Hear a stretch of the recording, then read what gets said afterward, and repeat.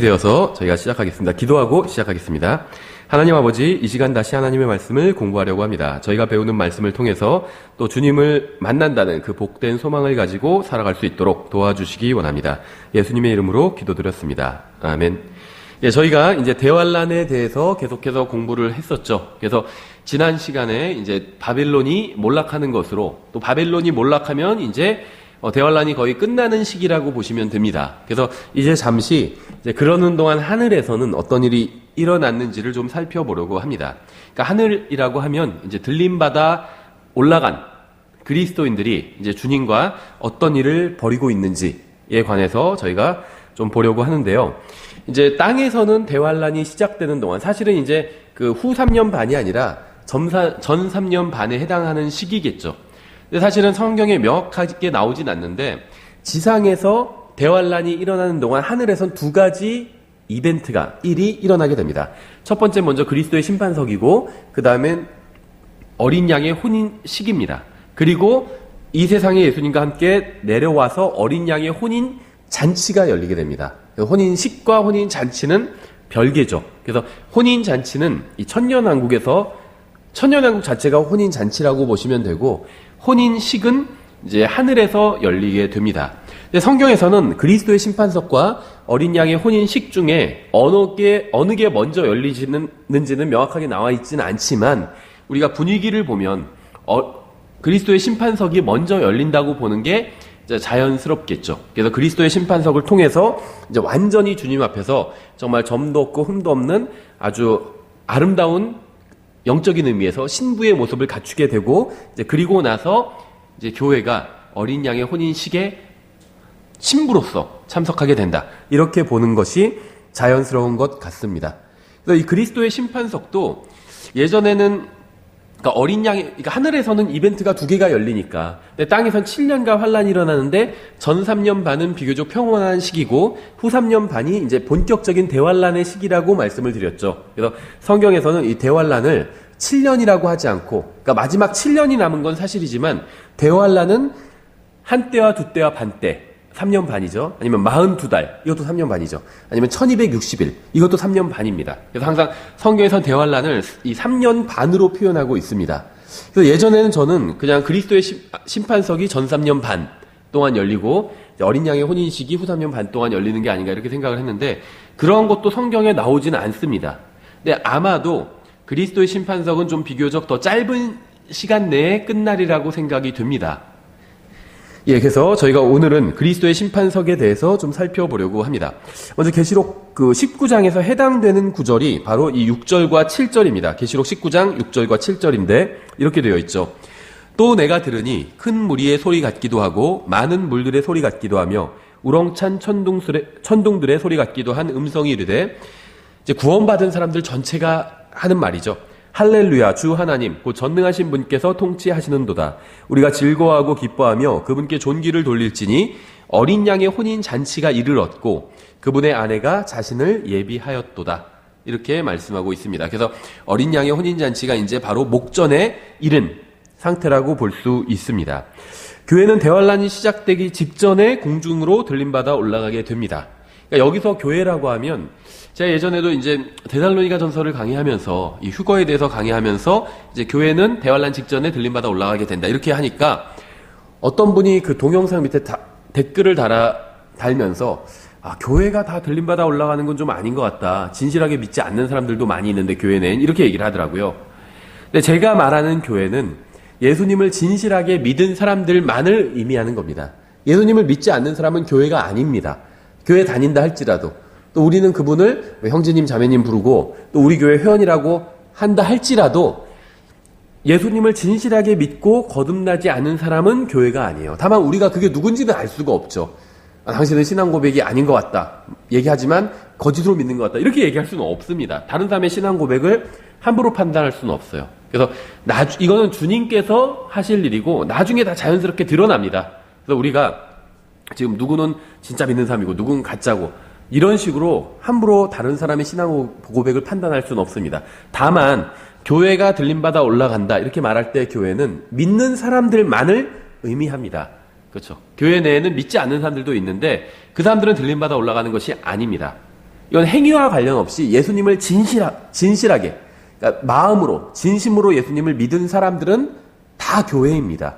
그렇죠? 예, 그래서 교회는 대환란이 시작되기 직전에 공중으로 들림받아 올라가게 됩니다. 다시 말하면 예수님을 진실하게 믿고 구원받은 사람들은 대환란이 시작되기 전에 공중으로 들림받아 올라가게 됩니다.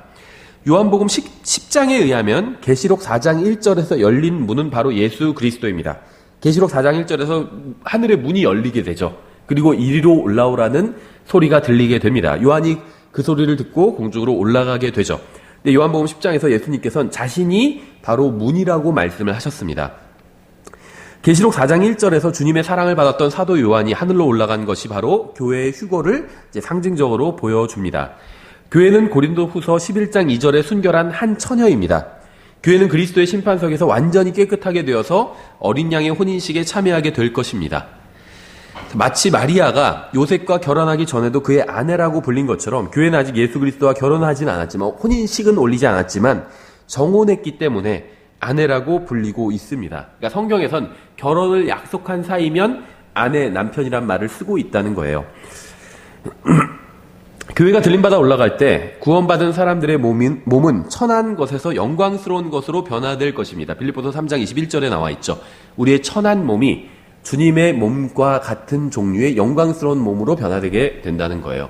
근데 이제 이걸 또 오해하면 어떤 분은 예수님 이제 그림을 그리는데 예수님을 그리고 구원받은 사람들을 다 예수님의 얼굴과 똑같은 얼굴로 그린 분도 있어요. 빌립보서 3장 21절을 근거로 그렇게 그린 건데 그것은 좀 오해한 것 같습니다. 왜냐하면 우리의 천한 몸이 주님의 몸과 같은 그런 같은 종류의 몸으로 변한다는 거지 주님과 생김새가 똑같아진다는 건 아니거든요. 그러니까 짐승의 몸이 인간의 몸으로 변화한다. 그러니까 인간의 같은 종류의 몸으로 변화한다는 거지 모든 인간들이 다 생긴 게 똑같아지는 건 아니잖아요. 예, 그래서 우리가 주님과 생김새가 똑같아진다는 것이 아니라 주님의 몸과 같은 그런 영적인 몸, 하늘에 속한 몸으로 우리의 몸도 변화된다는 겁니다. 예, 이러한 변화는 눈 깜짝하는 순간에 이루어지게 됩니다. 고린도전서 15장 51절부터 57절에 나오죠. 그러면 우리는 하나님의 아들들로서 이제 세상에 드러나게 될 것입니다. 요한일서 3장 1절부터 3절에 나오죠. 그러니까 우리가 몸이 변화되고 나면 그제서야 이제 세상 사람들은 우리를 보고 아, 저 사람들은 하나님의 아들들이구나 이렇게 알아볼 수 있게 된다는 겁니다. 그래서 주님께서 공중으로 오시면 이렇게 우리를 변화시켜 주실 것입니다. 그래서 우리의 혼은 예수 그리스도를 믿는 순간 변화되었죠. 또 예수님을 믿는 순간 영은 다시 태어났습니다. 하지만 몸은 아직 구원받지 못했습니다. 몸은 휴거되는 순간이 되어서야 이제 그때 구원받게 됩니다. 그래서 우리가 영과 혼과 육신, 몸으로 이루어져 있는데 혼은 구원받았고 예수님을 믿는 순간 구원받았고 영은 예수님을 믿는 순간 거듭나는데 몸은 아직 구원받지 못했다는 겁니다. 그래서 휴거되는 순간, 들림받아 올라가는 순간 이제 몸의 구속이 일어나게 됩니다. 그래서 우리 앞에 남은 일은 이제 주님께서 공중으로 오셔 우리를 데려가시는 것, 즉 휴거입니다. 그래서 휴거가 일어나면 우리의 몸은 변화를 받고 공중으로 들림받아 올라가 셋째 하늘에 가게 됩니다. 그래서 우리는 셋째 하늘에 올라가서 그리스도의 심판석에 참여하게 됩니다. 그리스도의 심판석은 주님께서 구원받은 사람들이 행한 것으로 인해서 영원히 기쁘게 누릴 상급을 주시는 자리입니다. 그래서 우리가 가진 것으로 자신이 아닌 주님을 섬겼다면 이제 이 그리스도의 심판석에서 이제 보상을 받게 됩니다. 고린도후서 5장 8절부터 9절인데요. 내가 말하노니 우리가 확신에 차서 원하는 바는 차라리 몸을 떠나 주와 함께 있는 그것이라. 그러므로 우리는 함께 있든지 떨어져 있든지 그분께서 받아주시는 자가 되려고 수고하노라. 그러니까 우리는 그리스도의 심판석에 참석하기 위해서 수고하지 않고 그곳에 참석하는 것으로 인해서 수고합니다. 무슨 말이냐면 우리는 구원받기 위해서 수고하는 것이 아니라 구원받았기 때문에 주님을 위해서 일한다는 거예요. 다음 절 10절에 우리가 반드시 다 그리스도의 심판석 앞에 나타나리니 이로써 각 사람이 좋은 것이든 나쁜 것이든 자기가 행한 것에 따라 자기 몸 안에 이루어진 것들을 받으리라. 그러니까 구원받은 모든 사람들이 그리스도의 심판석에 서게 될 것이고 각자 자기가 행한 것에 따라 자기 몸 안에서 이루어진 것들을 받게 될 겁니다. 자기가 행한 것에 따라서 심판을 받게 된다는 거예요. 그러니까 우리가 행한 것이 주님께서 받으실 만한 선한 일이었는지 혹은 악한 일이었는지는 모두 그리스도의 심판석 앞에서 드러나게 될 겁니다. 그래서 다른 형제가 하는 걸 보고 함부로 판단하면 안 돼요. 저 형제는 순전히 그냥 자기 영광을 위해서만 하는구만. 그걸 어떻게 알아요? 자기 영광을 위해서 하는지 주님을 위해서 하는지. 그러니까 같은 일이라도 주님의 영광을 위해서 주님의 방법대로 한다면 그것은 칭찬을 받을 것이고 상급을 받을 것이고, 똑같은 일이지만 주님의 방법대로 하지 않는다면 상급을 받지 못하겠죠. 근데 그 사람이 정말 주님을 위한 그 마음으로 했는지, 동기가 올바른 동기였는지 잘못된 동기였는지는 우리는 알 수 없다는 거죠. 그것은 그리스도의 심판석에서 다 드러나게 될 것입니다. 이 세상에서 사람들이 악한 일이었다고 주장한 것이 그리스도의 심판석에서는 선한 일로 드러날 수도 있고 또 그 반대일 수도 있어요. 예를 들면 밖에서 복음을 전하면요, 대부분의 사람들은 싫어합니다. 왜 저렇게 종교를 강요할까? 왜 밖에까지는 자기네끼리 그냥 안에서만 믿지 왜 밖에까지 나와서 전도지를 나눠줄까? 길을 막아가면서. 그래서 싫어해요. 그렇죠. 실제로 막 뭐 대단히 소란스럽게 복음 전한 것도 아닌데 막 욕하는 사람도 봤습니다. 그래서 그냥 길에서 사람들 많이 다니는 길에서 전도지만 나눠줬을 뿐이에요. 억지로 준 것도 아니고 그냥 이거 한번 읽어보실래요? 이러면서 줬는데도 욕을 하는 사람도 있어요. 뭐 크게는 아니고 그냥 조용하게. 그냥 왜 길 막고 난리야 하면서 짜증내면서. 그러니까 사람들이 봤을 땐 악한 일이라고 생각을 했겠죠. 다른 사람이 평온하게 걸어가는 걸 방해하는 나쁜 일이라고 생각했겠지만 그리스도의 심판석에선 선한 일로 드러나겠죠. 또 반대의 경우도 있어요. 선한 일이라고 사람들이 생각하는 그런 일들이 그리스도의 심판석에선 전혀 무가치한 일로 드러날 수도 있다는 겁니다. 그래서 그리스도의 심판석에서 모든 일의 정체가 다 드러나게 될 것입니다. 모든 것을 아시는 의로우신 재판장께서 모든 문제를 해결해 주실 겁니다. 그래서 그 다른 사람의 사역에 대해서는 함부로 판단할 필요가 없습니다. 특히 이제 사역을 하려는 사람은 다른 사람의 사역을 함부로 하면 안 돼요. 그냥 나에게 맡겨진 일을 하면 됩니다. 그 사람이 하는 일은 나중에 그리스도의 심판석에서 주님께서 다 판단해 주실 겁니다. 우리는 그 사람이 왜 그걸 하는지, 무슨 동기로 하는지 몰라요. 그래서 다른 사람이 하는 일에 대해서 함부로 판단하기보다는 나에게 맡겨진 일을 하면 된다는 겁니다.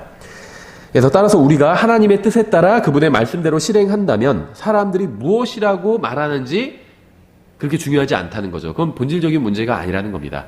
내가 정말 하나님의 말씀대로 무엇인가를 행하고 있다면 사람들이 손가락질을 하고 무엇이라고 욕한다 할지라도 나는 그것을 하면 되는 겁니다. 왜냐하면 그것을 알아주실 분은 나중에 그리스도의 심판석에서 하나님께서 알아주실 것이기 때문에. 고린도전서 3장 9절도 그리스도의 심판석에 관한 문맥입니다. 고린도전서 3장 9절, 우리는 하나님과 함께 일하는 일꾼이요 너희는 하나님의 농사요 하나님의 건물이니라. 내게 주어진 하나님의 은혜에 따라 내가 지혜로운 주 건축자로서 기초를 놓았고 다른 사람이 그 위에 세우되 저마다 어떻게 그 위에 세울지 주의할지니라. 아무도 이미 놓은 기초 외에 능히 다른 기초를 놓을 수 없나니 이 기초는 곧 예수 그리스도시니라. 구원받은 사람이 하는 일이 모두 옳다고 주장하는 사람들이 있습니다. 그러니까 구원받은 사람은 성령님과 하나가 되었기 때문에 그가 하는 모든 일은 하나님께서 하시는 것이 되고 따라서 그가 하는 모든 일은 옳을 수밖에 없다고 주장하는 사람들이 있어요. 하지만 성경은 거듭해서 우리가 하는 일이 성경적인지 주님을 기쁘시게 하는 것인지 무엇이 기초를 이루고 있는지 주의하라고 말씀하고 있습니다. 생각해 보라는 거예요. 내가 하고 있는 것이 과연 성경적인 일인지 주님을 기쁘시게 하는 일인지 스스로 점검해 보라는 거죠. 12절. 그런데 만일 어떤 사람이 이 기초 위에 금이나 은이나 보석이나 나무나 건초나 집을 세우면 각 사람의 일이 드러나리라. 그날이 그것을 밝히 드러내리니 그리스도의 심판석이 열리는 날이죠. 이는 그것이 불에 의해 드러나고 그 불이 각 사람의 일이 어떤 종류인지 그것을 시험할 것이기 때문이라. 어떤 사람이 그 기초 위에 세운 일이 남아있으면 그는 보상을 받고 어떤 사람의 일이 불타면 그는 보상의 손실을 당하리라. 그러나 그 자신은 구원을 받되 불에 의해 받는 것 같이 받으리라. 이제 이 문맥도 그리스도의 심판석에 관한 문맥인데요. 금은 나무보다 가치가 있고 또 은도 건초보다 가치가 있죠. 그래서 앞에 세 가지 금, 은, 보석은 가치가 있는 것들이고 이제 나무, 건초, 집은 이제 불에 의해서 다 타버리는 것들입니다. 그래서 주님께서 우리가 한 일의 양이나 크기가 아닌 종류를 보신다는 거예요. 그렇죠? 지금 이게 뭐 많고 적음에 관한 이야기가 아니죠. 그러니까 금이냐, 은이냐, 보석이냐, 나무냐, 건초냐, 지푸라기냐. 이거는 지금 양에 대한 이야기가 아니라 질에 대한 이야기입니다. 그렇죠? 그래서 주님께서 우리가 다른 사람보다 한 사람을 더 구령하거나 다른 교회보다 더 큰 교회를 했다고 해서 더 많은 보상을 주시겠다고 하지 않으셨습니다. 그러니까 그 주님께서는 상급을 주시는 게 어떤 수에 있지 않다는 거예요. 양에 있지 않고 질에 있다는 겁니다. 질부터 보신다는 거예요. 주님께서 명령하신 그대로 행했는지가 얼마나 많이 이뤘는지보다 훨씬 더 중요하다는 겁니다. 그래서 우리가 주님의 말씀 그대로 실행했다면 아무리 작은 것이라 할지라도 바른 열매를 낸 것입니다. 하지만 우리가 주님의 말씀대로 하지 않았다면 아무리 많이 행했다 할지라도 그것은 잘못된 열매를 맺은 것이고 따라서 보상을 받을 수가 없습니다. 그래서 주님의 말씀대로 행한 선한 것은 보상을 받을 것이고 주님의 말씀이 아닌 자기 방식대로 자기 생각대로 행한 것은 불에 타 버릴 것입니다. 그래서 이러한 점이 중요한 이유가 무엇일까요? 어떤 사람들은 이제 강단에서 설교하는 목사는 당연히 큰 보상을 받게 되고 소위 일반 성도들은 그보다 작은 보상을 받게 된다고 생각을 합니다. 하지만 전혀 그렇지 않습니다. 어디서 무엇을 하느냐보다 중요한 것은 주님의 말씀대로 하느냐는 거예요. 그러니까 여러분은 하나님의 말씀대로 살고 계신가요? 하나님의 말씀대로 사는 보통 형제나 자매는 하나님의 말씀대로 하지 않는 설교자가 받지 못할 보상을 받게 돼요. 그러니까 그리스도의 심판석에서는 10,000명의 성도를 대상으로 목회를 한 사람이 전혀 상을 받지 못할 수도 있고 하나님의 말씀대로 하지 않았다면 목회를 30명의 성도를 대상으로 목회를 한 사람이 큰 상을 받을 수도 있습니다. 그러니까 사람 수, 어떤 양, 이게 중요한 것이 아니라는 거예요. 주님 그리스도의 심판석에선 질이 중요하다는 겁니다. 보석이냐 아니냐, 나무처럼 타버릴 것이냐 아니냐, 이게 중요하지. 예를 들면 목사들이 심판받는데 교회 성도들이 몇 명이었냐, 이게 고려 대상이 아니라는 겁니다. 구원받은 사람들도 물질주의에 빠져있기 때문에 큰 교회 목사는 많은 보상을 받고 작은 교회 목사는 작은 보상을 받는다거나 목사는 일반 성도들보다 많은 보상을 받을 것이라는 이상한 생각을 하는 겁니다. 결국 그렇지 않다는 거예요. 그러니까 어떤 일을, 중요한 일을 했냐 덜 중요한 일을 했냐, 이것이 중요한 것이 아니라 주님께서 나에게 맡겨주신 일을 내가 주님의 방법대로 했느냐, 그게 중요하다는 거예요. 그러면 상급을 받는다는 겁니다. 그러니까 목회를 하지 않아도 주님께서 맡겨주신 게 있잖아요. 그걸 주님의 방법대로 했다면 상급을 받는다는 거예요. 하나님을 깜짝 놀라게 할 만한 일은 없습니다. 어떤 일을 보시고 와 대단하다 하나님께서 그렇게 막 탄성을 지르실 만한 일은 존재하지 않는다는 거예요. 하나님께서는요 사람을 보고 감동하시는 분이 아니에요. 하나님께서는 예수 그리스도를 보고 감동하십니다. 그래서 우리가 예수님 안에서, 예수님을 통해서, 내 안에 계신 예수님께서 하신 일, 이것은 하나님께 인정받을 수 있는 거예요. 하나님께서는 인간의 업적을 보고 놀라지 않으십니다. 주님께서 요구하시는 것은 주님의 말씀 그대로 실행했는지 여부입니다. 주님께서는 신실하게 행한 자에게 보상해 주실 것입니다. 이러한 사실이 중요한 이유는 모든 그리스도인이 완전한 보상을 받을 수 있다는 점을 보여주기 때문입니다. 남자나 여자나 형제나 자매나 큰 일을 맡았거나 작은 일을 맡았거나 목회자나 목회자가 아닌 사람이나 다 완전한 보상을 받을 수 있다는 거예요. 그렇죠. 우리가 가진 것으로 하나님의 뜻대로 산다면 어디서 무엇을 하든 완전한 보상을 받을 수 있습니다. 14절에 어떤 사람이 그 기초 위에 세운 일이 남아있으면 그는 보상을 받고 어떤 사람의 일이 불타면 그는 보상의 손실을 당하리라. 그러나 그 자신은 구원을 받되 불에 의해 받는 것 같이 받으리라. 그리스도의 심판석은 구원이냐 지옥이냐를 결정하는 자리가 아닙니다. 구원을 받긴 받는다고 그랬잖아요. 그러니까 내가 행한 일이 다 타버려도 구원을 받아요. 하지만 불에 의해 받는 것처럼 그렇게 받는다. 그러니까 구원은 받는 거예요. 이 불에 의해 받는다는 게 무슨 의미인지 정확히 모른다 할지라도 구원을 받는다고 말씀하고 있잖아요. 그렇죠? 그러니까 내가 행한 일이, 내가 구원받고 나서 한 일들이 다 나를 위한 것이고 잘못된 동기로 한 것이라면 다 불로 타버린다는 겁니다. 하지만 구원은 잃어버리지 않는다는 거예요. 구원 잃어버린다는 말은 없죠, 여기서는. 여기서 그리스도의 심판석에 참여하는 모든 사람들은 구원받은 사람들입니다. 주님을 위해서 한 일이 전혀 없다고 해서 지옥에 가는 사람은 아무도 없습니다. 왜일까요? 행위를 통해서 하늘나라에 간 사람은 아무도 없기 때문이요. 애초에 그리스도의 심판석에 참여한 사람 자체는 행위로 구원받은 게 아닙니다. 믿음으로 구원받았어요. 은혜로 구원받았습니다. 그래서 주님을 위해서 아무것도 한 게 없다 할지라도 구원을 잃어버리지는 않는다는 거예요. 행위로 구원받지는 않았기 때문에. 다만 부끄럽겠죠. 가만히 보니까 나보다 훨씬 더 안 좋은 환경에서 정말 돈도 더 없고 배운 것도 더 없고 몸도 더 안 좋았고 이런 사람도 주님을 위해서 구원받고 나서 살고 상급을 받는데 난 그보다 환경도 훨씬 좋고 형편도 훨씬 좋았고 훨씬 건강했는데 나만을 위해서 살았어요. 그럼 정말 부끄러워지겠죠, 자신이. 그 차이인 거예요. 그 차이인 거지 구원을 잃어버리거나 이런 것은 아니라는 겁니다. 왜냐하면 구원은 출생이기 때문에 잃어버릴 수가 없어요. 내가 태어났지만 저희 부모님이 저를 보시고 넌 말을 안 들으니까 그냥 안 태어난 걸 취소해야겠다. 이렇게 할 수가 없다는 거죠. 한번 태어난 건 취소할 수가 없습니다. 돌이킬 수가 없어요. 영적인 생명도 한번 태어났으면 태어난 겁니다. 하나님의 자녀로 예수님을 믿을 때 태어났잖아요. 영이 태어났어요. 그럼 그걸 다시 무효화시킬 방법은 없다는 겁니다. 그렇죠? 성경에 의하면 불은 모든 심판과 관련이 있습니다. 다만 그리스도의 심판석에 있는 불은 그곳에 있는 사람들 중 누구도 태우지는 않을 것입니다. 각 사람이 행한 것을 불이 시험해 보는 거지 사람을 태우는 게 아니라는 거죠. 그리스도의 심판석에 있는 불은 사람이 아닌 사람이 행한 일을 태우게 됩니다. 그러면 구원받은 사람의 모든 악한 행위는 완전히 불에 타버릴 것입니다. 그래서 그리스도의 심판석은 보상이냐 정죄냐를 정하는 자리가 아니라 성경대로 한 일에는 상을 주고 그렇지 않은 일은 태워버림으로 해서 영원히 잘못된 일이 성도를 따라다니지 못하게 하는 자리예요. 그러니까요, 이게 그리스도의 심판석은요, 주님을 위해서 산 사람이나 주님을 위해서 살지 않는 둘 다 구원받았지만 주님을 위해서 산 사람이 있고 주님을 위해서 살지 않은 사람들이 있잖아요. 양쪽에게 다 좋은 자리입니다. 그리스도의 심판석은. 왜냐하면 주님을 구원받고 나서 두 사람이 다 구원받았어요. A와 B가. 근데 A는 평생 주님을 위해서 살았습니다. 주님의 말씀대로 살았어요. 어떤 일을 해도 주님을 위하는 동기로 주님의 말씀대로 했습니다. 그럼 그 사람이 행한 일들은 금과 은과 보석으로 드러나서 상급으로 돌아오겠죠. 근데 B라는 사람은 구원은 받았지만 자기만을 위해서 살았습니다. 겉으로 보면 사람들이 봤을 때는 헌금도 많이 하고 주님을 섬기는 것 같았지만 다 자기의 영광을 위해서 했어요. 내가 이렇게 주님을 섬긴다는 걸 드러내기 위해서 했다는 거예요. 그렇죠? 예를 들면 간증하면서 제가 좀 더 했어야 되는데 이번에 2천만 원밖에 헌금을 못했습니다. 막 이렇게 간증한다든지 자기를 드러내기 위해서 했다면 그것은 상급을 받을 수 없다는 겁니다. 근데 이제 그게 그리스도의 심판석에서 가면 얼마나 부끄럽겠어요. 그래서 주님께서는 다 태워버리신다는 거예요. 다 우리가 구원받고 나서도 잘못 살았던 삶들이 있잖아요. 제대로 살았던 삶은 다 보상을 받게 되죠. 근데 잘못 살았던 삶들마저 주님께서는 그리스도의 심판석에서 다 태워버리시는 거예요.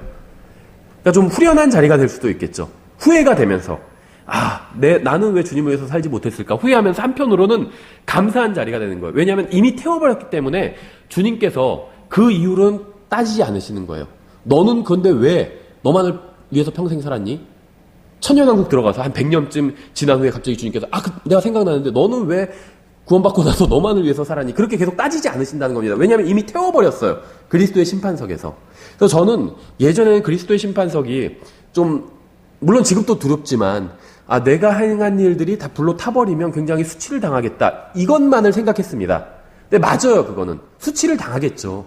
내가 행한 일들이 다 불에 타버린다면 수치를 당하겠죠. 하지만 더 이상은 주님께서 언급하지 않으시는 거예요. 거기서 나의 모든 구원받고 난 이후에 나의 모든 잘못된 행위도 거기서 다 불에 타버리는 겁니다. 그리고 더 이상 천년왕국과 영혼에서는 나를 따라다니지 않는 거예요.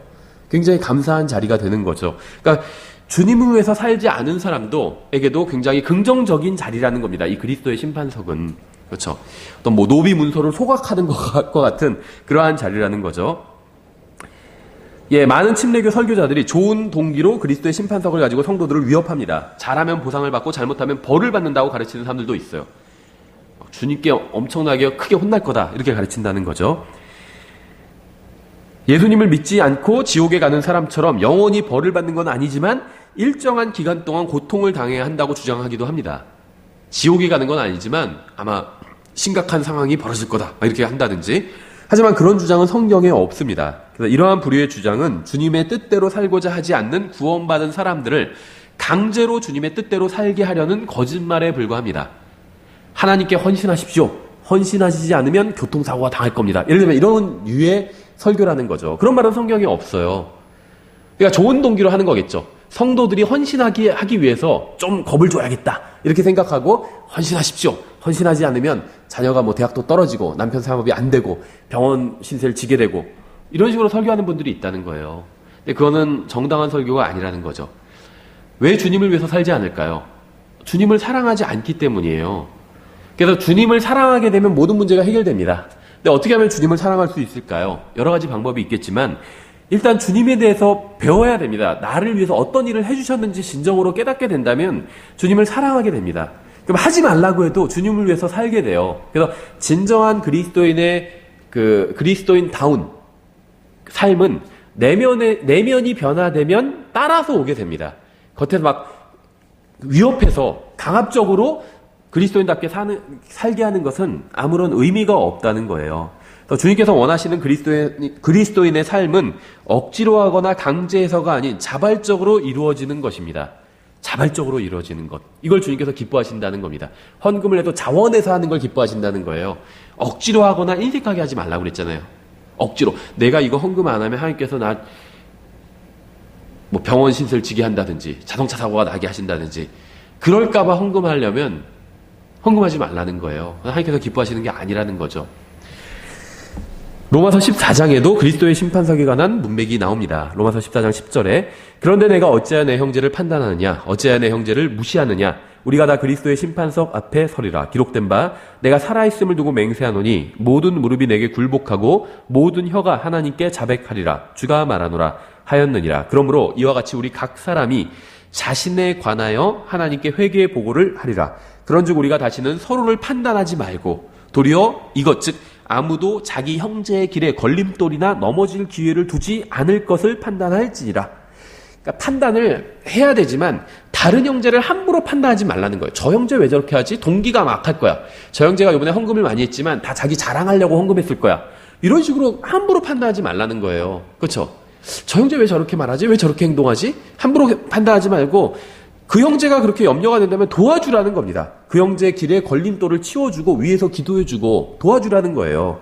그래서 그리스도의 심판석에서는 각자 자신에 관하여 하나님께 회개의 보고를 하게 됩니다. 따라서 우리가 주로 돌아보고 점검해 봐야 될 대상은 다른 사람이 아니라 바로 우리 자신이라는 겁니다. 저 사람 정말 구원받았나? 생각할 수도 있어요. 구원받지 않은 것 같으면 기도해주면 되죠. 근데 함부로 정죄하지 말라는 겁니다. 자기 자신을 돌아보고 점검해 봐야 된다는 거예요, 오히려. 그리스도의 심판석에서 주님은 다른 사람에 대해서 우리에게 묻지 않으실 겁니다. 그 교회 같이 다니던 그 사람 별로 진심으로 믿었던 것 같지 않은데 너는 어떻게 생각하니? 이런 질문은 우리에게 하지 않으실 거예요. 주님께서는 우리에 대한 질문을, 각자에 대한 질문을 하실 겁니다. 목사에 대한 것도 묻지 않으실 거예요. 우리 교회 목사님이 조금만 더 설교를 잘하고 성경을 잘 가르쳤더라면 내가 신앙생활 제대로 했을 텐데 이렇게 생각하는 사람들도 있을 거예요. 근데 하나님께서는요, 목사에 대해서 묻지 않으실 겁니다.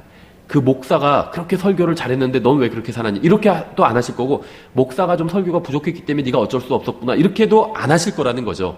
우리에 대한 것, 각자에 대한 걸 물어보실 겁니다. 그렇죠? 다른 사람이 하나님의 말씀대로 하느냐보다 더 중요한 것은 내가 하나님의 말씀대로 살고 있느냐 하는 거예요. 그걸 점검해 보라는 겁니다. 그리스도의 심판석에 관한 문맥은 다 하나같이 자기 자신, 각자 자신이 하나님께 회개보고를 한다, 이걸 강조하고 있어요. 디모데전서 5장 24절 이렇게 말씀하고 있습니다. 어떤 사람들의 죄들은 미리 드러나 먼저 심판으로 가고 어떤 사람들의 경우는 죄들이 그 뒤를 따르나니 또한 이와 같이 어떤 사람들의 선한 행위들도 먼저 밝히 드러나고 그렇지 아니한 것들도 숨길 수 없느니라. 모든 것이 다 밝혀지게 된다는 겁니다. 어떤 사람, 예를 들면 다윗의 죄는 먼저 만천하에 드러나서 심판으로 갔죠. 다윗이 간음하고 얼마나 다윗 입장에서는 창피하겠어요. 근데 그게 다 까발려졌고 성경에 완전히 기록되어 버렸어요. 그렇죠? 완전히 대문짝에 못이 박혀버리는 것과 마찬가지죠. 모든 하나님의 백성들이 다 그 부분을 읽잖아요. 그럴 때마다 다윗이 얼마나 창피하겠어요. 그렇죠? 먼저 드러난 겁니다. 근데요, 우리의 죄도 그리스도의 심판석에선 드러나게 된다는 겁니다. 그렇죠? 물론 이제 이게 다른 사람들 앞에서도 다 드러나느냐, 이거는 성경에 나와 있지는 않아요. 하지만 주님 앞에서 다 드러나게 된다는 겁니다. 분명한 것은.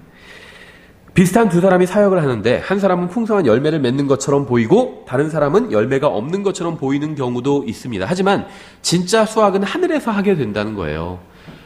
비슷한 시기에 예를 들면 두 사람이 교회를 개척을 했어요. 한 사람은 몇 년 만에 성도가 막 1000명이 되었고 한 사람은 몇 년 동안 했는데 10명도 안 돼요. 사람들은 쉽게 판단하겠죠. 저 목사님이 더 사역을 잘하는, 1000명이 되는 저 목사님이 사역을 더 잘하는 거구나. 저 형제님이 더 사역을 잘한 거구나. 저 형제님은 별로 사역을 잘 못했나 보다. 10명도 안 되니까. 이렇게 생각할 수 있지만 그건 사람 생각이라는 겁니다. 모른다는 거예요. 그렇죠. 진정한 그 수확은, 뚜껑을 진짜 여는 일은 그리스도의 심판석에서 일어나게 된다는 겁니다. 이 세상에서는 별로 거둔 것이 없어 보이는 사람도 하늘에서는 많은 것을 거둘 수도 있고 그 반대의 경우도 얼마든지 있습니다. 따라서 행위를 태우는 불은 이 세상이 아니라 그리스도의 심판석에 있어요. 그렇죠?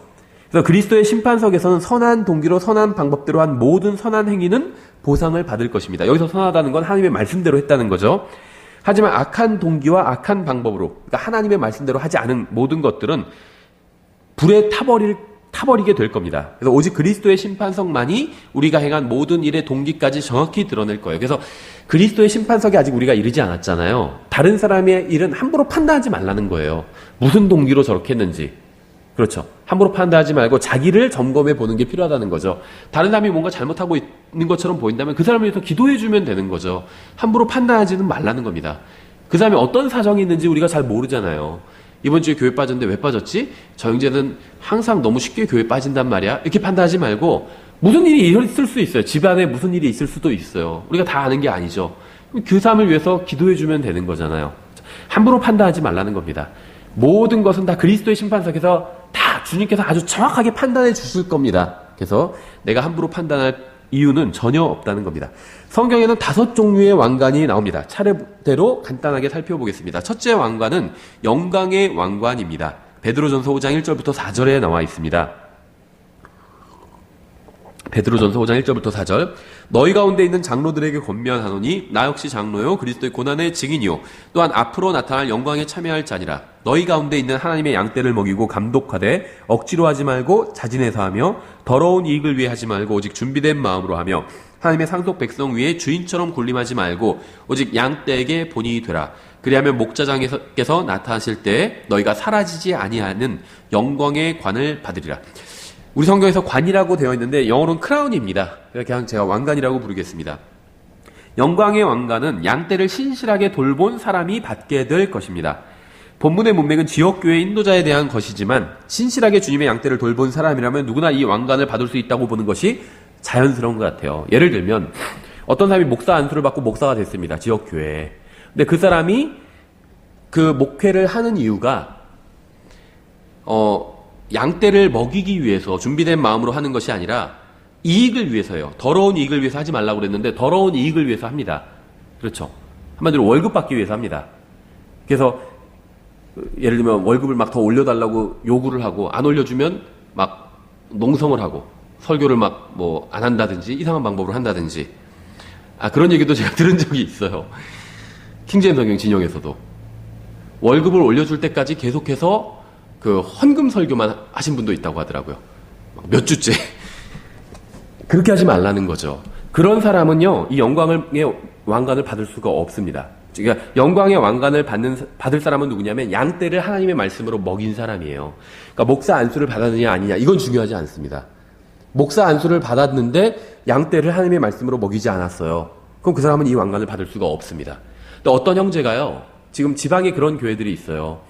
그 목회자가 없어요. 그래서 형제님들 한 10명 정도가 모여서 서너 가정이 모여서 예배를 드립니다. 근데 그 중에서 어떤 한 형제님이 성도들에게 일단 목사님이 없으니까 임시적으로 성경을 가르치는 분이 있어요.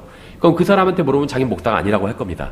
근데 그 사람은 성도들에게 양떼를 그 말씀을 먹였다면 영광의 왕관을 받게 될 겁니다. 그러니까 누가 목사 타이틀을 갖고 있느냐 안 갖고 있느냐 이건 하나님 앞에서 전혀 중요하지 않다는 거예요. 양떼를 말씀으로 먹였다면 영광의 왕관을 받는 것이고 먹이지 않았다면 목사가 아니라 더한 타이틀을 갖고 있다 할지라도 영광의 왕관을 받지 못하겠죠. 그렇다면 주일학교나 가정에서도 하나님의 양떼가 있을 수 있죠. 주일학교도 양떼잖아요.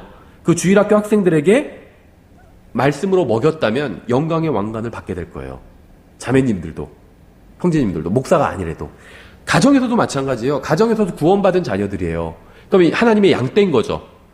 그럼 이 하나님의 양떼에게 집에서 하나님의 말씀을 먹였다면 영광의 왕관을 받게 될 수가 있겠죠. 그러니까 이 영광의 왕관의 핵심은 양떼에게 하나님의 양떼에게 하나님의 말씀을 먹였다면 받을 수 있는 거지 목사냐 아니냐 이거는 본질이 아니라는 거죠. 그래서 이 왕관을 받으려면 하나님의 양떼를 하나님의 말씀으로 먹여야 합니다.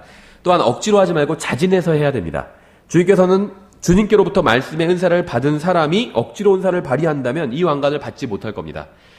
어떤 목사님들 중에서도요, 주로 개신교 목사님들 예전에 설교할 때 제가 많이 들어봤는데 이쪽 킹제임스 성경 진영에서도 그런 식으로 말씀하시는 분이 있더라고요.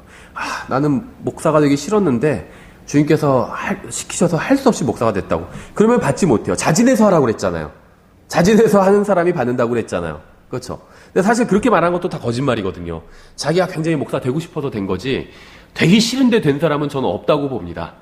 다 지역교회 목사님들이나 개신교 목사님들이나 어느 교회 목사님이나 다 자기가 목사가 되고 싶어서 된 거예요. 저도 가끔은 후회할 때가 있거든요. 내가 목사가 된 것을. 왜냐하면 내 능력의 한계를 봤을 때 이건 도저히 제가 어떻게 할 수 없는 상황입니다. 이럴 때는 후회가 돼요. 왜 나 같은 사람이 목사가 된다고 해서 나와서 그 해결도 못하면서 설쳐낼까 이렇게 후회가 될 때가 있어요. 그럴 때 말고는 하나님의 말씀을 가르치고 하는 건 굉장히 즐거워요. 가르치기 위해서 나도 공부해야 되니까 그 자체도 굉장히 기쁘고, 저도 자진해서 된 겁니다. 억지로 된 사람은 없어요. 그건 거짓말이죠. 억지로 된 사람은 이 왕관을 받을 수 없습니다. 자진해서 하는 사람이 받는다고 말씀하고 있잖아요. 주님께로부터 말씀의 은사를 받은 사람이 억지로 은사를 발휘한다면 이 왕관 받지 못하게 되는 거겠죠. 자원해서 말씀을 전해야 상을 받을 수 있습니다. 또한 이익을 위해서 하지 말고 준비된 마음으로 해야 됩니다. 이 이익을 위해서 한다는 건 뭐냐면 목사는 교회에서 페이를 받으면 안 된다 이런 말이 아니라 이게 아다르고 어다른 건데, 페이를 주지 않아도 난 계속 하나님의 말씀을 가르치겠습니다. 이런 자세가 돼야 된다는 거예요. 근데 페이를 주면 하고 안 주면 안 하고 이런 자세라면 이 영광의 왕관을 받을 수가 없다는 겁니다. 그러니까 교회에선 일하는 소입에 망을 씌우지 말라고 했기 때문에 정말 전임 사역을 한다면 또 교회에서 사정이 된다면 페이를 주는 게 마땅하겠죠. 예를 들면 5명이 모이는 교회라면 목사 페이를 줄 수가 없어요. 그렇죠. 유지해 나가기도 힘듭니다. 예를 들면 500명이 모이는 교회라면 충분히 페이를 줄 수가 있죠. 그럼 페이를 줘야 된다는 겁니다. 그건 이제 교회 성도들 입장이고, 목사 입장에서는 페이를 나에게 안 준다고 해서 나는 안 하겠다. 페이를 주면 하겠다. 그런 자세로 하면 안 된다는 겁니다. 그러면은 영광의 왕관을 받지 못하게 된다는 겁니다.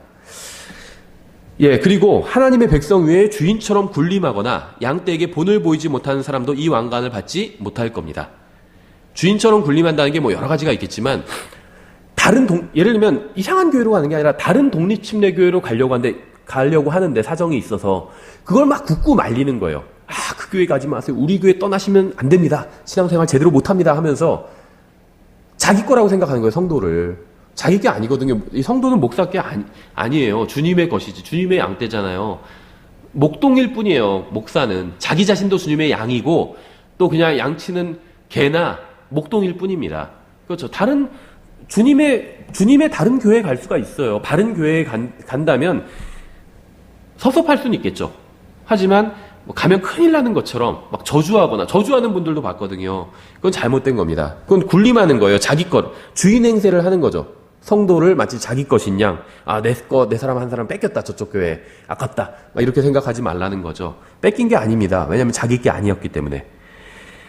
그리고 하나님의 백성의 주인처럼 군림하거나 또 양떼에게 본을 보이지 못하는 사람도 이 왕관을 받지 못한다고 되어 있습니다. 그래서 양떼를 인도한다는 것은 어디로 가야 할지, 무엇을 해야 할지, 어떻게 해야 할지 가르쳐주고 본을 보여주는 것을 의미합니다.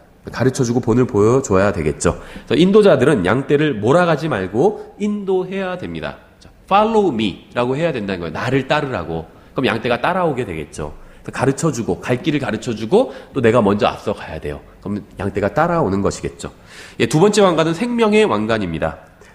야고보서 1장 12절에 이렇게 되어 있어요. 시험을 견디는 자는 복이 있나니 그가 단련을 받은 뒤에 주께서 자신을 사랑하는 자들에게 약속하신 생명의 관을 받으리라.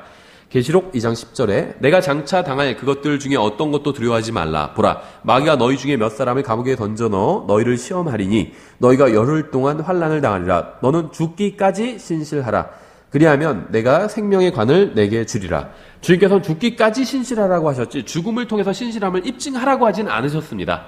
그러니까 이 왕관을 어떤 사람들은 순교자의 왕관이라 이렇게 부르는 사람들이 있는데, 순교를 해야만 이 생명의 왕관을 받는 것은 아니라는 겁니다. 죽기까지 신실하면, 그러니까 뭐냐면 자기의 목숨보다 주님을 더 앞에 두는 거죠. 이게 죽기까지 신실한 거죠. 그러면 주님께서 이 왕관을 주시겠다는 겁니다. 세 번째 왕관은 썩지 않는 왕관입니다.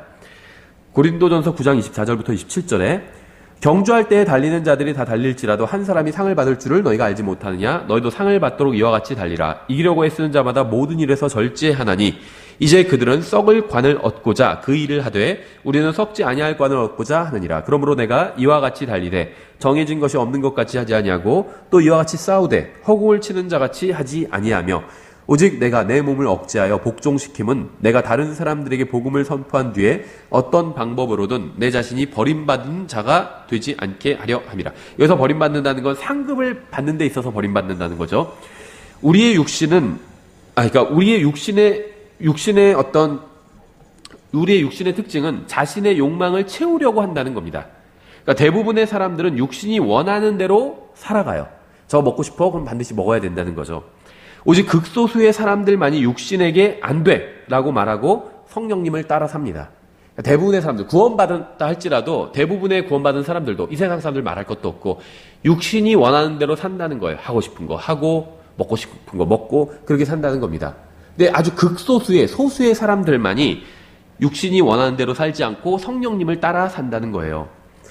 본문에서 버림받았다는 것은 구원받지 못했다는 말이 아니라 상급을 받지 못했다는 겁니다. 상급을 받는 문제에 있어서 버림받게 된다는 거죠.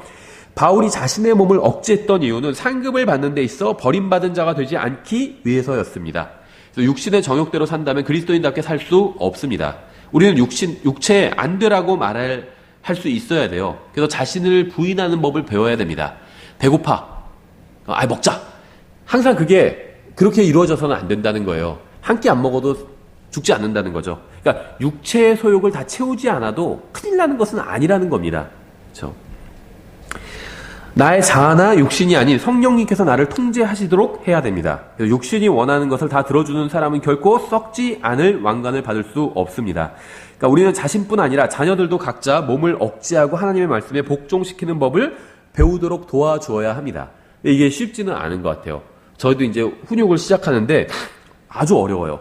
그러니까는 특히 아이들, 자기가 원하는 대로 다 하려고 하잖아요. 근데 원하는 대로 다 해서는 안 된다는 것을 이제 가르쳐 줘야 된다는 거죠. 그래야지 이것이 나중에 이제 신앙 교육으로도 이어질 수가 있거든요. 이렇게, 그러니까 육신이 원하는 대로 하면 안 된다는 것을 나 자신 스스로에게도 가르쳐야 되고 나의 자녀들에게도 가르쳐야 된다는 거예요. 그래야지 어느 날 갑자기 딸이 임신한 채 나타나든지 아니면 갑자기 아들이 울면서 전화하면서 아빠 여기 경찰서인데요 하면서 이렇게 전화하는 일이 없게 된다는 거예요.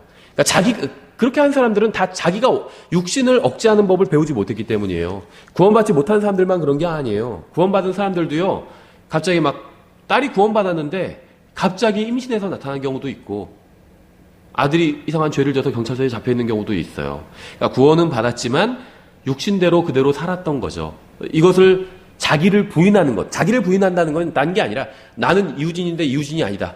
자기를 그게 부인하는 게 아니라 나의 육신대로 살지 않는다는 겁니다. 육신도 나거든요.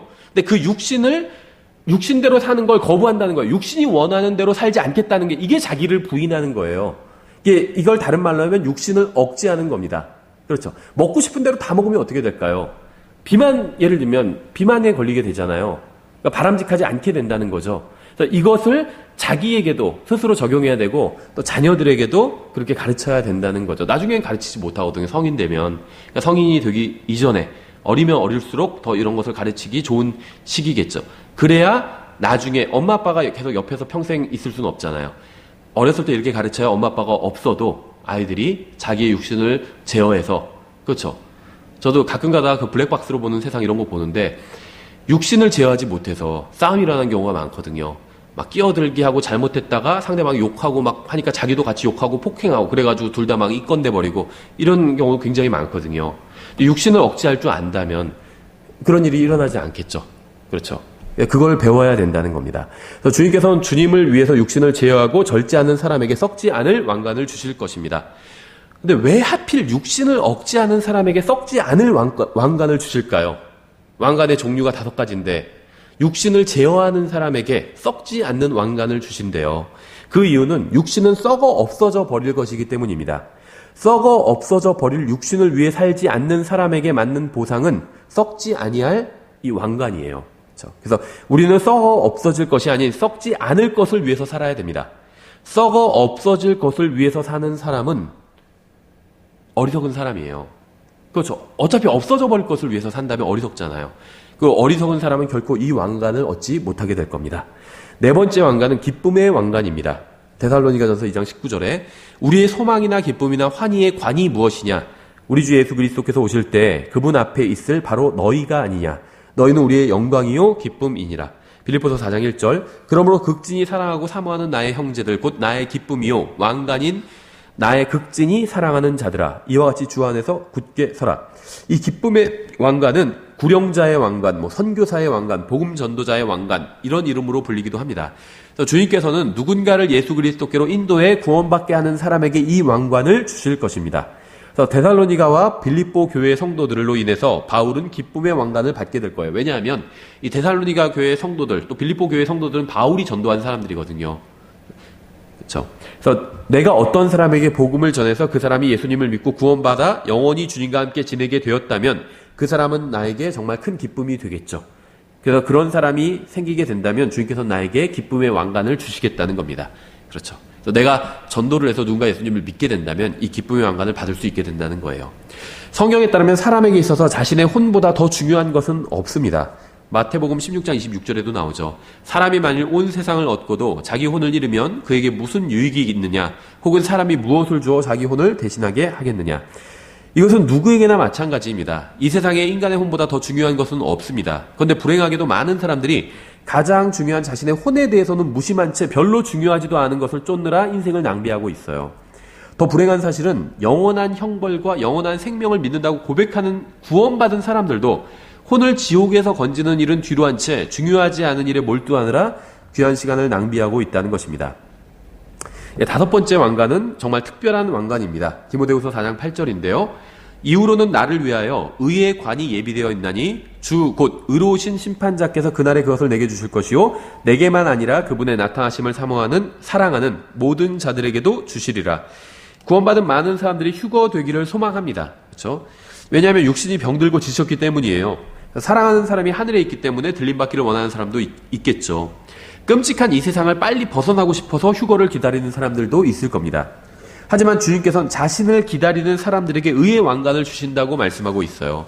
그래서 의의 왕관은 단순히 하늘나라에 가고 싶어하는 사람이나 휴거를 기다리는 사람이 아니라 주님의 나타나심을 사랑하는 사람들에게 주어질 것입니다.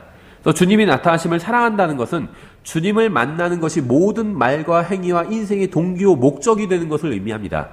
그래서 모든 것 위에 주님을 두고 주님을 인생의 첫째 자리에 두는 것, 이게 주님의 나타나심을 사랑하는 거예요. 항상 깨어있는 것이고. 그렇죠? 여기서 성경은 이러한 왕관들을 보상이라고 부르고 있어요. 마태복음 5장 12절에 기뻐하고 크게 즐거워하라. 하늘에서 너희 보상이 크니라. 우리가 하늘에 올라가면 이 보상을 받게 되겠죠. 그들이 너희 전에 있던 대언자들을 이같이 핍박하였느니라. 또 아무리 작은 일이라도 주님을 위해서 한 일은 모두 보상을 받게 됩니다. 마가복음 9장 41절 누구든지 너희가 그리스도에게 속하였으므로 내 이름으로 너희에게 마실 물 한 잔을 주면 진실로 내가 너희에게 이르노니 그가 자기 보상을 잃지 아니하리라. 물 한 잔을 주는 것 굉장히 쉬운 일이죠. 물론 이게 이제 교리적으로 대환란과 관계가 있고 특별한 의미가 있긴 하지만 그런 걸 덮어두고 그냥 일반적으로 생각했을 때 물 한 잔을 누구에게 주는 건 어려운 일이 아니에요. 그렇죠? 쉬운 일입니다. 근데 이러한 일을 해도 주님을 위해서 한다면 보상을 잃지 않는다는 거예요. 작은 일이라 할지라도 주님을 위해서 한 일은 보상을 받게 된다는 겁니다.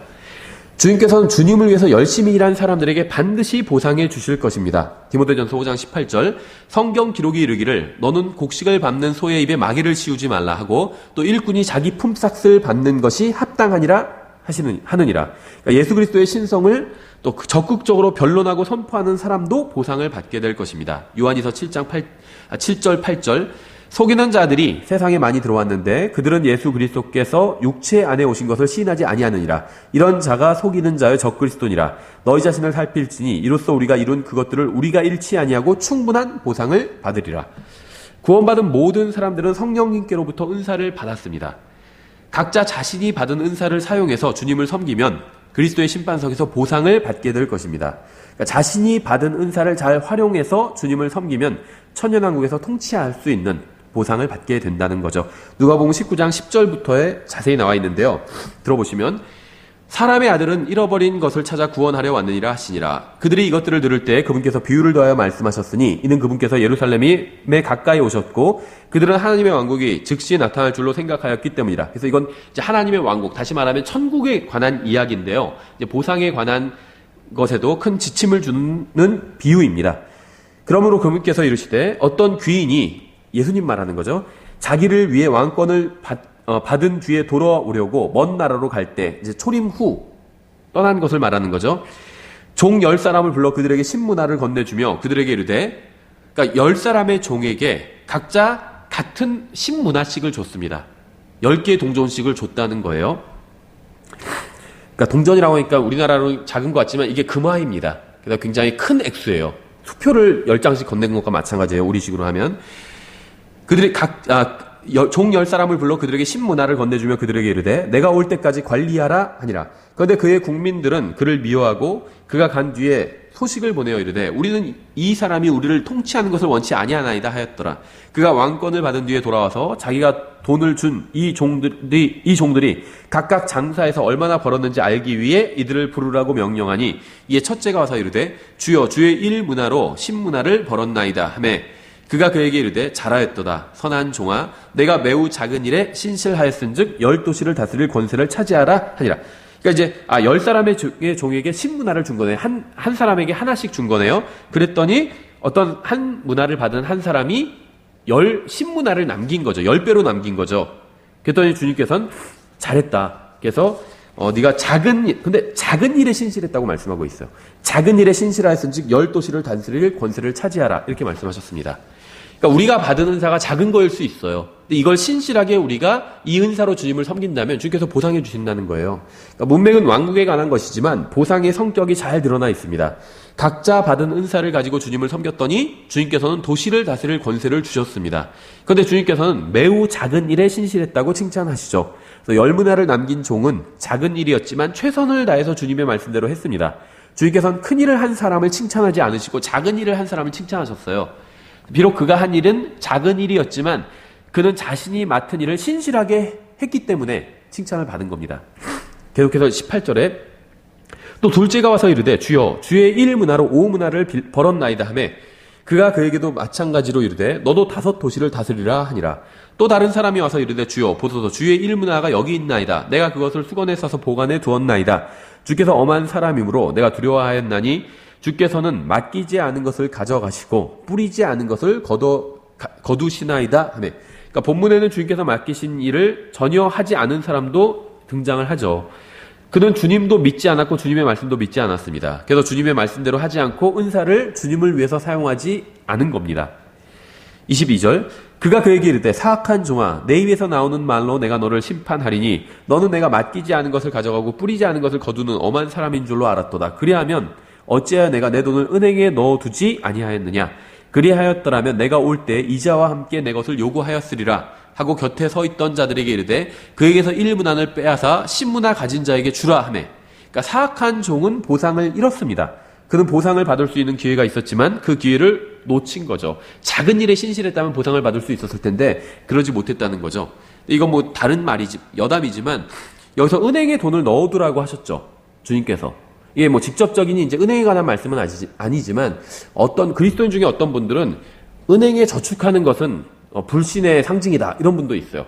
그때 주님께서 공급해 주시는 걸 기도로 구해야지 못하러 돈을 은행에 저축해 놓냐 그건 불신이다 이렇게 얘기하는데 주님께서는 돈을 은행에 넣어두라고 말씀하셨습니다. 그렇죠. 그래서 이자를 받으라 이렇게 말씀하셨어요. 그래서 미래를 위해서 그러니까 미래를 대비하는 것은 하나님의 뜻입니다. 그러니까 궁극적으로 미래, 아주 큰 미래, 영원을 대비하기 위해서는 예수님을 믿어야 되죠. 주님을 위해서 살아야 됩니다. 근데 이제 짧은 미래, 10년 후, 20년 후, 30년 후를 대비하기 위해서는 또 은행에 저축을 해야 되죠. 그래서 저축하는 것이 잘못된 것은 불신의 상징은 아니라는 거예요. 저축하라고 하셨죠. 또 병원 가는 문제도 마찬가지죠.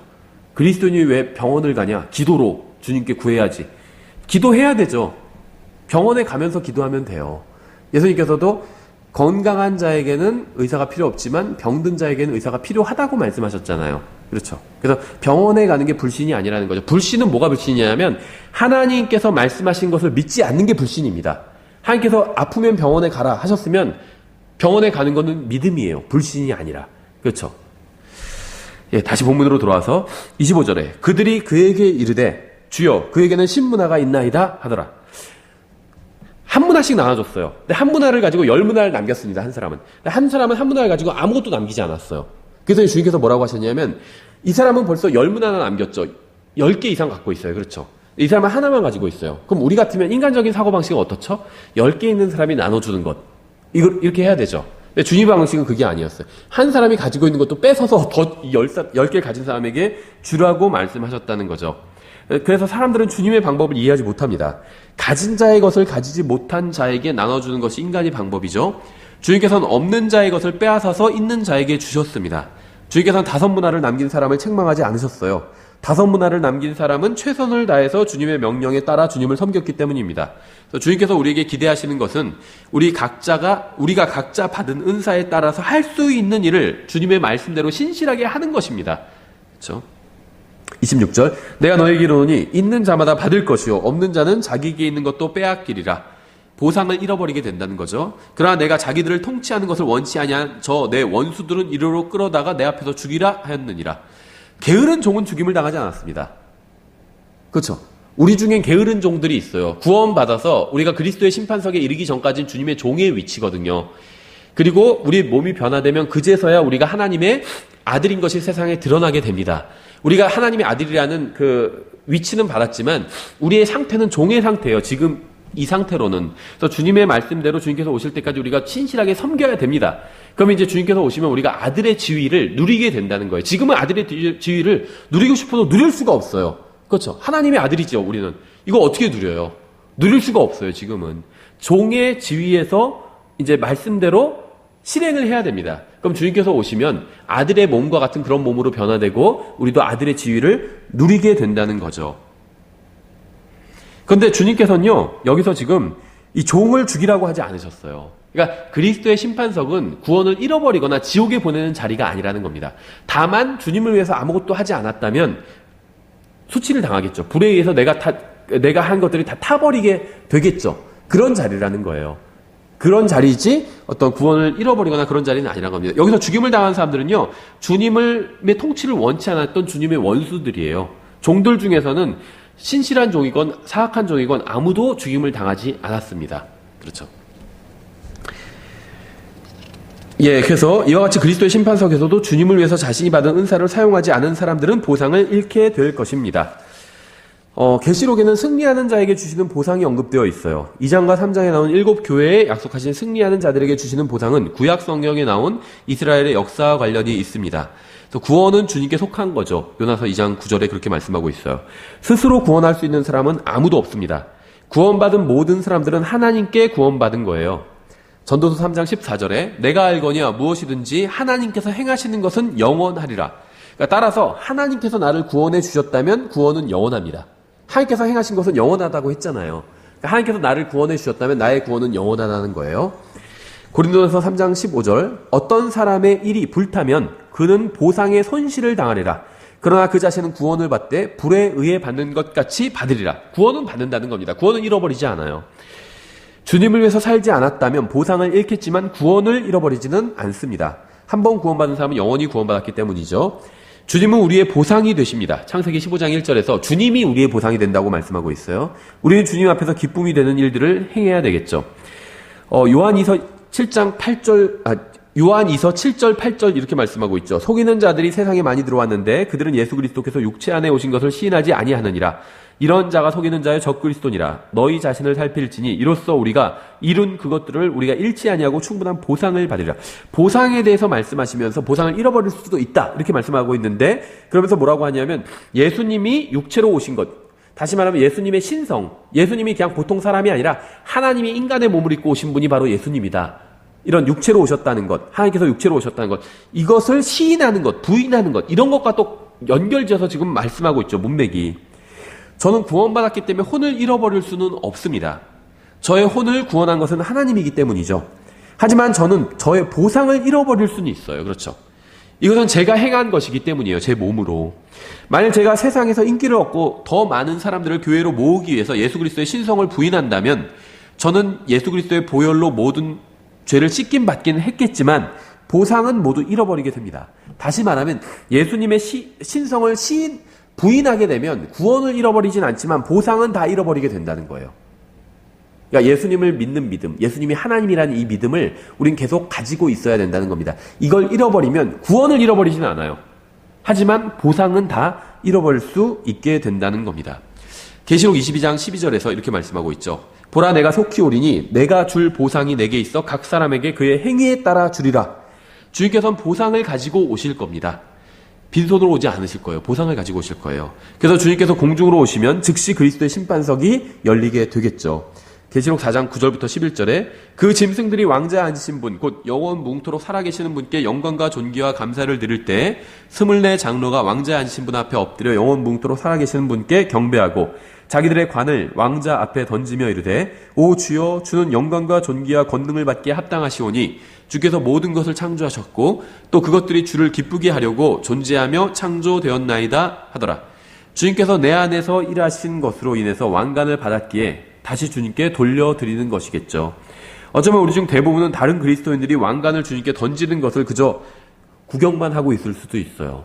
그렇죠? 주님을 위해서 살지 않고 자기 자신만을 위해서 살았기 때문에. 마지막으로 한 구절만 읽고 마치면 골로새서 3장 22절부터 24절입니다.